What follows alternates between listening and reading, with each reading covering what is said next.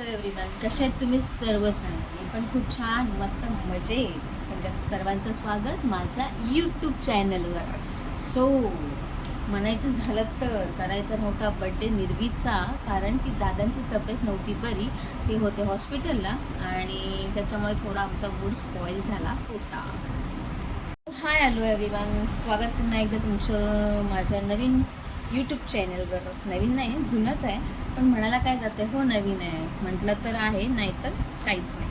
So सगळ्यांचं पुन्हा एकदा स्वागत माझ्या चॅनलवरती, आपल्या फॅमिलीचं. कारण की कालचा वाढदिवस हा झाला असता नसता झाला, ह्या दोन ह्याच्यावरती होता. पण फायनली दादाची तब्येत बरी असल्या कारणाने त्यांना पण डिस्चार्ज लवकर मिळाला, ते घरी आले. त्याच्यामुळे आमच्या निर्वीचा वाढदिवस सेलिब्रेट करण्यासाठी एक चान्स आम्हाला मिळाला.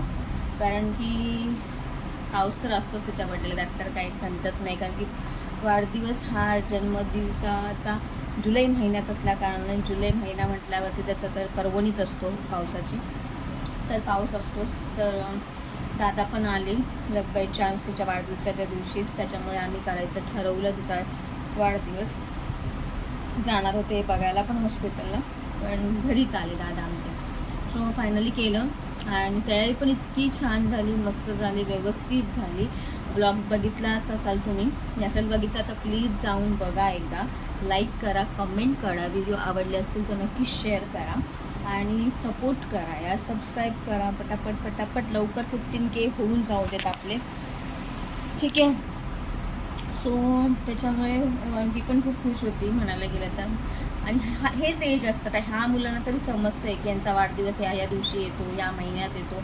आमच्या टायमाला असं काहीच आम्हाला माहिती नव्हतं. आणि जेव्हा आम्हाला माहिती पडलं त्यावेळेस तो वेळ गेला होता, बट जेव्हा कळलं तेव्हापासून आमची सुरुवात आम्ही केली होती, ठीक आहे. सो आता गरम पण इतकं होतं आहे ना, पाऊस पण मगाशी तर खूप पडून गेला. जेव्हा शाळा सुटली होती ना नुकतीच माझी 2 सव्वा 2ला, इतका पडला लिटरली ना, मला अक्षरशः रिक्षा करून यावं लागलं. रिक्षाची वाट बघत पावसात थांबावं लागलं. त्याच्यामुळे भीती पण वाटते, कारण की रस्त्यामध्ये ना खड्डे भरपूर आहेत. खड्ड्यात रस्ता आहे की रस्त्यात खड्ड्यात कळत नाही आहे.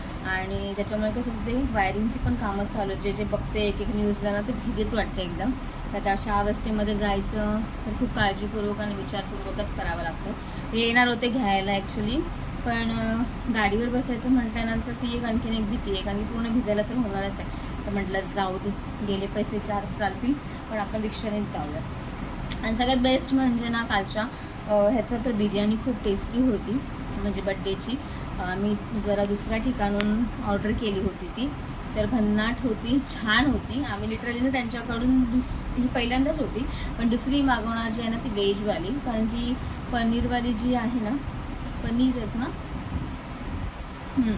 पनीरवाली बिर्याणी जी व्हेजवाली असणार आहे ना, ती पण खूप छान असणार आहे. सो ती एकदा टेस्ट करायची आहे. आणि आता काय वाढदिवस सगळ्यांची सुरुवात झालीच आहे म्हणा, तर आता येणारच आहे पुढच्या महिन्यात त्यांचा वाढदिवस आहे.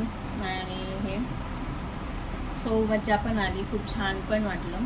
आणि कालचा दिवस म्हणजे बड्डे म्हणजे जसं आयोजित केला होता त्याच्यापेक्षा पण छान झाला. माणसं आपली घरातली एकत्र असल्यामुळे कसं होतं, पटकन सगळ्या गोष्टी होऊन जातात आणि हातभार लागतो आणि जास्त हे करायला लागत नाही. पण मस्त झाला कार्यक्रम कालचा, सुंदर. आणि मुलगीला गिफ्ट म्हणायला गेलं तर चॉकलेट्स भरपूर मिळाले. आणि दरवर्षी चॉकलेटचा एवढा असा बाजार असतो आपल्या घरी, आणि त्यातला तर मी घेतला पण आहे. मला ना जास्त करून चॉकलेटमध्ये डेअरी मिल्क असं साधं खायला म्हणाल तर मला अजिबात आवडत नाही, तर मी त्यातलं खाते फ्रूट अँड नट्सवालं. तर ते त्यातले 2 मिळालेत माझ्यामध्ये, आणि डार्क चॉकलेट मिळाले. सो ते एक भारी लागतं. आणि जेव्हापासून राहिली आहे मी, तर मला असं गोड असं काही खायची इच्छा होत नाही आहे लिटरली म्हणाल तर. तिखट असं चमचमीतच खायला, आणि चटपटीत असं काय असेल तरच आवडतं, नाही तर मी खात नाही. लिंबू वगैरे म्हणाल तर असंच खायला, तसंच खाईन. तर असेवाले हे चालू आहेत माझे डोळे, त्याच्यामुळे गोडकडे एवढं जास्त लक्ष देत नाही आहे मी, कारण की ते जातच नाही आहे पोटात. त्याच्यामुळे मेरीचा बर्थडे पण खूप सुंदर झाला, छान झाला, खूप छान प्रतिसाद मिळाला आणि भारीच झालं काम. आणि सगळ्यात मोठी गोष्ट म्हणजे माझ्यासाठी आनंदाची ना, काल सर्क्युलर आलं होतं आमच्या शाळेतनं. कारण की माझी शाळा ना लिटरली 3 ऑगस्टपासून म्हणायला गेलं तर 8:45ची होणार आहे, 8:45 ते 2पर्यंतच. आणि ऑल सॅटर्डे आपल्याला सुट्टी असणार आहे. खूप मोठा आनंद आहे माझ्यासाठी, बिकॉज ना खूप टाईम जातो. तर तुम्ही विचार करू शकता, सकाळी 7ला इथून सुटायचं आहे, 7:15ला रिपोर्टिंग टायमिंग आहे, तिथपर्यंत पोचायचं आणि 2-2:15पर्यंत यायचं, म्हणजे पूर्ण दिवस जातो. म्हणजे 6:15ला निघायचं म्हणजे मला लिटरली 5:30-6ला उठून मला डबा वगैरे करून जावं लागेल.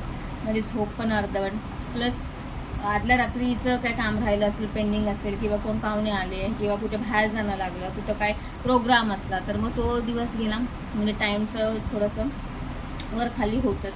सो मग तिथे ॲडजस्ट करावं लागतं. झोप तर काय लगेच झोपल्या येणार नाही आहे. त्या कुशीवरती हे का झोपायला म्हणाल तर ते पण जमत नाही आहे. जी अशी झोपायची होती आणि झोपायची जी सवय आहे ती लिटरली नाही आहे. ते अवॉइड करायचं आहे. जसे जसे दिवस पुढे पुढे चाललेत ना, तसे तसे ह्या गोष्टींना खूप फेस करावा लागतो. बट असो, कुछ तो पाणी केली कुछ तो खोना पडता आहे. सो खोण्यापेक्षा ठीक आहे, हे पाळलेलंच छान आहे आणि मस्त आहे, व्यवस्थित आहे. बघू आता कसं होतं आहे ते. आणि तरी ती बोलली सोना माऊ माझी नाही आली ह्याच्यामध्ये, बाकी सगळे आले होते. आणि बाकी ओव्हरऑल प्रोग्राम छान झाला. तिचा पण आहे आता ओटी भरणीचा कार्यक्रम. बघू आता कोणती डेट फिक्स होते ती. मला ते ना हे आणायला पण जायचं. 1 मिनटं. निर्व्या काय आले, निर्वा काय हाय करा, शाळेतनं आले बघा. आज मीच जाणार होती म्हणून हा एवढा हे केलेला, म्हणजे ड्रेस वगैरे घातलेला.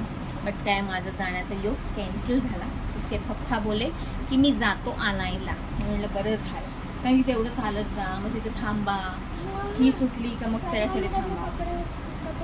हो का, पण असेल का ती घरी दादू आपला हां हां दादू हां. ती कारण की सकाळी तिकडेच गेली होती ना मोठीच्या मम्मीकडे, कारण की तिचे बाबा आज सकाळी गेले होते भिवंडीला. त्यांचं काम तिकडे होतं साईटवरती, त्याच्यामुळे ती तिकडेच लवकर गेली होती. त्याच्यामुळे कपडे तिकडेच ठेवलं, तिकडे गेली परत आणायला.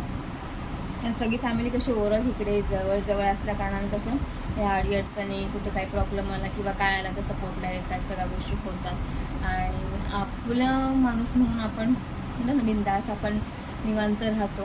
आता गेली किती 3-4 वर्षाची असल्यापासून निर्वीच्या मोठ्या मम्मीकडेच असते. सो त्याच्यामुळे टेन्शन नाही आहे. आणि घरं पण आपली जवळ आहेत, त्याच्यामुळे तर आणखी असे सो असो. आणि असं पण लक लागतं भाई की या सगळ्या बाजूला आपली माणसं असणं. सो तीच मोठी गोष्ट आहे. काय सांगू शकत नाही. पाऊस जेवढा पडला तेवढं पाणी सुकून गेलं. म्हणजे एवढी गरमी होते ना आता लिटरली पाण्याच्या असं धारा लागतात. आणि दुसरी गोष्ट म्हणजे आणखीन एक मला निदर्शनात आली ना, सकाळी जात असताना, सकाळी पण पडला थोडासा, मला राग पण आला होता यांचा. हे बोलते आता पाऊस पडतोय तर मी कशाला येऊ तुला सोडायला, जातोच. म्हणजे ठीक आहे, मी काय बोललीच नाही. मग समजून गेलेला राग आलाय बघावं म्हणून. मग आले स्वतःच आणि बोले चल मी सोडून येतो तुला. मग सोडायला आले. मग मी ते सोडल्यानंतर ना समोरमध्ये कशी आता गाडी धुवायला, आमच्या ऐरोलीमध्ये म्हणायला गेलं ना जिथे मी राहते तिकडे, भले मी झोपडपट्टीमध्ये राहते पण गाड्या म्हणाल ना 101च्या, रिक्षा तेवढ्याच, बाईक्स तेवढ्याच, 4 व्हीलर तेवढेच, सगळा म्हणतात ना कच्चाटा आहे नुसता इकडे. आणि ते साफ करायला ना ते नेपाळी लोक जी पोरं असतात ना ती येतात साफ करायला त्यांच्या गाड्या. तर लिटरली एक माणूस होता. म्हणजे मोस्टली कसं सकाळी लवकर येतात, पाऊस पडतो असं पण पाणी पडत असतं, पण ते त्यांचं काम करून जातात, साफ करून जातात गाड्या ज्या रस्त्यावरच्या असतात त्या. पण ते एखाद्याला म्हणतात ना एक नोकरासारखं काम करत. तर भले तो माणूसच आहे, पण माणूस म्हणून जेव्हा आपण एखाद्याला सांगतो, भले आपण 4 पैसे त्याला देतो, पण त्याला तशी वागणूक नका देऊ की त्याला त्याच्या जीवाला वाटायला.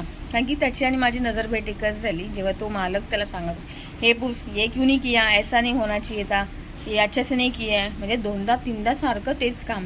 मग तिचे 2 गाड्या झाल्या असं तिथे एकाचीच तो फक्त साफ करत बसला होता. म्हणजे वर्कर म्हणतात ना, एखाद्याच्या हाताखाली काम करणं म्हणजे एवढ्या सगळ्या गोष्टी ऐकून घेणं, त्याचा ओरडा खाणं, ह्या सगळ्या गोष्टी होत असतात हे लिटरल. आणि तिथं कुठे त्यांना बाकीच्यांना वाईट वाटतं का नाही माहिती नाही, पण कोणाची भांडणं जरी झाली तरी भीती वाटते अशी.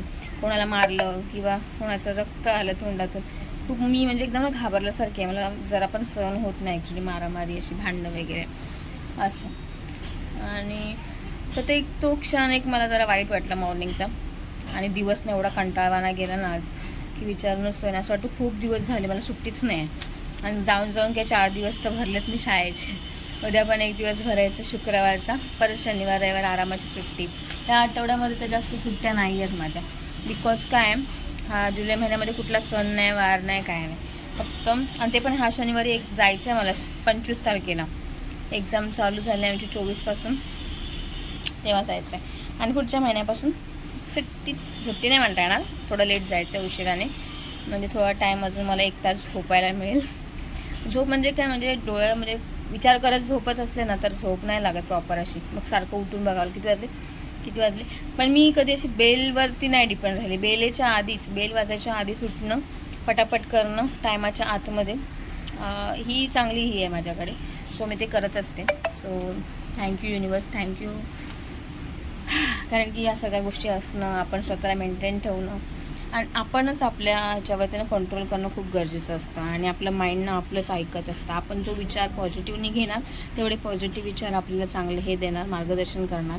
किंवा आपण त्या वेने जाणार. निगेटिव्ह करणार तर निगेटिव्हच्याच वेने जाणार. त्याच्यामुळे नेहमी ना काही विचार करत असताना भले ती होऊ दे गोष्ट किंवा नको होऊ दे, पण पॉझिटिव्हच विचार करा. आणखीन एक गोष्ट शेअर करायला आवडेल मला, की ते इलेक्शनचं पण चालू झालेलं आहे आमच्या इथे, तर आलं आहे काम. तर आता ते सगळं डिजिटल होणार आहे. जे दोनदा मतदान करतात, इकडे पण आहे गावाला पण आहे, तर ते नाही होणार आहे. तर ते करायला गेली होती. तिकडे वेळ गेला माझा. तिथे जास्त गर्दी पण नव्हती, कारण की ज्या लग्न करून दुसरीकडून इकडे आल्याच स्थायिक व्हायला, तर त्यांच्या आईवडिलांचं पण डॉक्युमेंट्स पाहिजेत.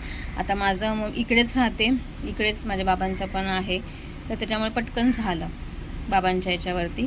आमच्या फॅमिलीचं सगळ्यांचंच निघालं. आणि कासारे गँग जी आहे ना, म्हणजे माहेरचं आडनाव माझं कासारे आहे, त्यांचे सगळ्यांची इथं जवळच आहेत, बाकीच्यांचे सगळे लांब गेलेले आहेत. सो आता फक्त राहिले सुईत आमचा, त्याचं राहिलं. सोना म्हणाली मी तर काय करत नाही ते इलेक्शन, तर कसं होणार. आता म्हटलं बाई तुला काय करायचं ते कर, नाही तर नको करूस. ते एक काम झालं, म्हणजे इलेक्शनचं पण झालं. त्यांची पण ड्युट्या लागलेल्या असतात भाई, किती दिवसभर बसून ते काम करतात बघता, खूप कठीण आहे. त्या बिचाऱ्याला जेवायला पण नाही भेटलं. तो म्हणाला माझा डब्बा आणला आहे, पण मला खायला पण फुरसत नाही मिळाली. कारण की एकच काम नाही आहे, ते ऑनलाईन पण करायचं आणि प्लस ऑफलाईन पण भरायचे आहेत ते फॉर्म. त्यातले पण कसे आहेत, सगळेच काय असे शिकलेले नाही आहेत, अर्धे असे आहेत की त्यांना कळत नाही, समजत नाही. मग ती कामं डबल टेबल होतात, ते फॉर्म मग रिजेक्ट होत आहेत, मग परत काय ना काहीतरी काटाकूट होते. सो ह्या सगळ्या गोष्टी होतात. मित्र आपली गेली आणि ओळखीचे तर होते दादा, तर दादा म्हणाले हिचा आहे विश्वास कासाऱ्यांची मुलगी आहे बघा नाव, तर म्हटलं कासाऱ्यांचे ना सेपरेटच ठेवले. ऑलमोस्ट सगळं इकडे म्हणायला गेलं तर कासारेच आहे. म्हटलं हां. सो फॅमिली खूप आहे आपली, मोठी आहे कासाऱ्यांची. सो आणि इकडे मोहिते, इकडचं नाव मोहिते आहे. सो ते एक झालं. ह्यांचं गावाला असल्या कारण ह्यांनी गावाला केलं, मी माझं इथं केलं. हाच मोठा प्रश्न होता, 30 तारखेपर्यंत करायचं होतं, टाईम निघून गेल्यानंतर होणार नाही. पण मी माझ्या बाबांच्या नावानेच ते आहे अजून. नवऱ्याच्या नावाने असतं ना तर मग कुठेतरी प्रॉब्लेम झाला असता मला, कारण की मग नाही तरी पण झालं असतं. कारण की काय, मी इथेच राहणारी आहे, इथलीच रहिवाशी असल्या कारणाने इथलंच सगळं आहे माझं डॉक्युमेंटेशनचं, त्याच्यामुळे काय एवढा प्रॉब्लेम नाही आहे. बट एक म्हणतात ना तसावाला, रिंगलाईट घेतली, त्याचा वापर पुरेपूर करते. बट जो माईक आहे ना त्याचा काही यूज अजून केलेला नाही आहे. मी बघणार आहे, आज करते चालू. त्याचं ना हे काय नाव तेच माहिती नाही आहे, त्याच्यामुळे ते राहिले करायचं. मी ते एक करून घेते आजच्या आज आणि बघू त्याचा तरी अनुभव कसा आहे, ते असं धरून बोलेल ना मी पण. हॅलो गाईज, हाय, काय करताय असं वाला. चला तर मग तुमचा आणि माझा जास्त वेळ नाही घेत, मी आता ठेवते इथेच, थांबवते माझा ब्लॉग. भेटू आपण नंतरच्या ब्लॉगमध्ये. बाय.